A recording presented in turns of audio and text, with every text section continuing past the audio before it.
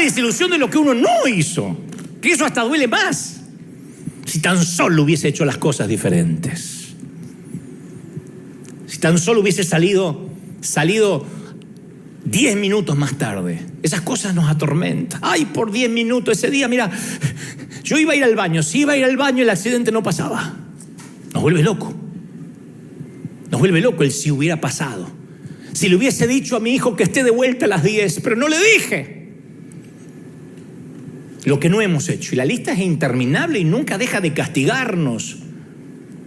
Pero yo creo que los si tan solo que nos topamos en la vida nos pueden volver locos si nos olvidamos que Dios está al control.